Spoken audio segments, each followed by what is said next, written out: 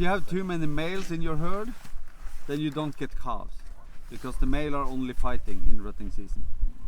So you need to kind of have a nice balance between female and male also. And also in our herd we have some castrated males to make the herd calm and relaxed. The reindeer adapt where they're growing up. I know it's reindeer in England and Scotland. It's a lot of them there. I have a friend there who was here in Norway to bring some reindeer there. And in the start he was really struggling to having inbreed, because he only have a few male and a few female. So every third year he used to come back to Norway and bring some new males into his herd. So he bring them around and kind of take them to shopping center in Christmas and things like that. I don't think that's a good life for a reindeer, but yeah, they have. It seems like they have a very nice. They get a lot of food and everything, so they are very healthy. These reindeer. In the first, I was saying to him, I don't believe you.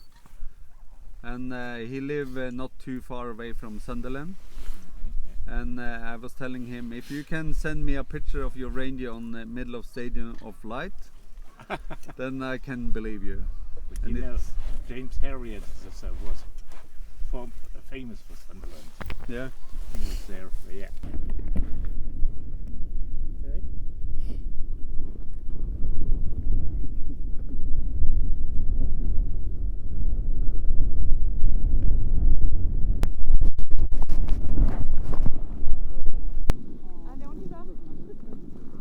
So today I went on a fantastic reindeer sledging tour with my guide called Rory. Am I saying that correct? Roald. Roald, okay. Yes.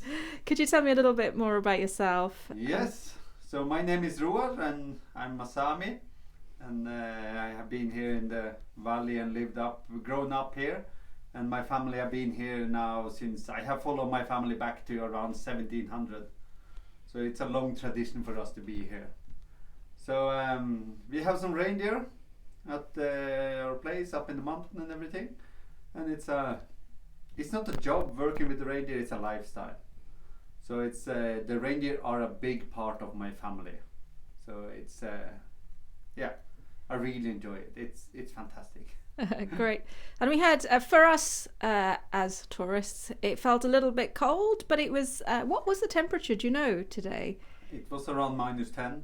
-10. And So, what's that for you? Is it this? So it's basically summer.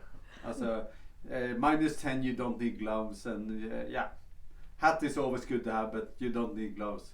So it's a little bit what you feel about and how you. I'm growing up here, so I'm used to this temperature, so I don't think about it. Of course, I'm getting cold sometimes when I don't use gloves, but yeah, it's no worries. What's the coldest you've experienced when you've been my out? My coldest day here was up in the mountain, and it was -49. Oh my goodness. What did you wear to deal with that? Then we had the reindeer clothing.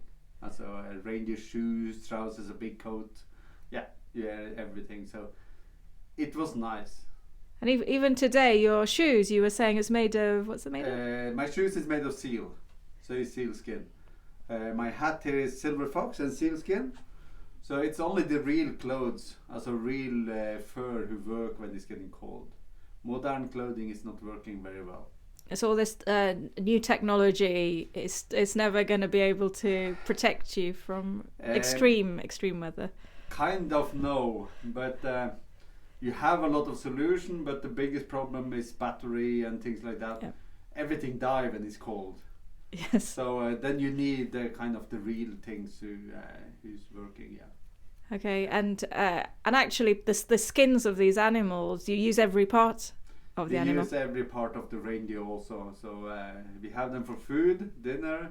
We have clothes from the skin, and the horns. You make different things. Knife. Yeah, it's just your fancy stops you. The kids really enjoy to make things of the horns. Wow. And also we give the horns to the dogs to chewing on. Okay, great. And actually, you're a family of crafts people as well. Yeah. We make a lot of handcraft, knives and different things around me. My wife and my daughter are doing a lot of knitting and skin work, and me and my boys We are doing made the woodwork and some knives and everything. Okay, great. And also, do the knives have cultural significance as well? Knife is a very important thing for us. I have a knife here, somewhere. There it is. So it's made of reindeer horn, cowskin, birch, cowskin and reindeer horn. And inside the shaft here I have a silver thread. So silver protects us against bad spirits and things like that. So it's very nice to have a knife like this. You feel yourself safe when you carry a knife like this. Yeah. That's great. And you've got silver on your clothes as well. Yeah. Silver plate protecting us. Silver is important for us. Okay. Yeah. And before you were showing me some of your garments and the patterns on your clothes. Yeah. Different stripes, different areas. So my dress is coming from Kautokeino, and that's because my wife is from Kautokeino, and then when we are married I can use the dress from her place, and she can use the dress from my place. So we have different dresses and we can swap to use them. And then you have more ceremonial pieces, like you're saying your belt. Yeah, so when you go, I have my working belt on now, but when you go to a party and you have more a nicer belt with silver, more silver on and everything. So it's you look much nicer then. You have more silver plates and yeah. And it signifies if you're married or not married. Yeah, when you have square silver plates, you are married. If you have circle, you are not married. That's great. And in terms of your culture, you were saying that because the next generation of, the next children are now on iPhones, the language is being lost. Obviously, people are going to university or working far away, marrying outside of the culture as well. So it's all being lost, sadly. It's sad, but so we have 3 kids and they doesn't like to follow the Sami way of living. It's not seems like it. So when they go taking higher education, they meet boys and girls from other part of the world, get married away from here. But hopefully they don't forget where the heart is, and that they will come back and start herding the reindeer and their life out in the nature. Yeah, because it's a real skill, isn't it? You don't get taught that at university. No. It's taught by the family. So today when I'm home with my kids, they sit like this with the phone all the time. So when you talk to them, it's like talking to the wall. Yeah. When you go up in the mountain, you don't have reception on your cell phone. So then then they learn things. Then they kind of ask me a lot of questions, and you get the kind of connection to your children you want to have. So that's very good. So it's important for us to teach them the knowledge how to survive up in the mountain, how to do everything up in the mountain. But it's good salary out in the office, sitting in the office and move some papers. A lot of people get a lot of money for it, and you need money to survive. Yeah. So, I was thinking, there's all this talk of, it's completely something different, all this talk of going to Mars and going to the moon, and all this weather is so extreme.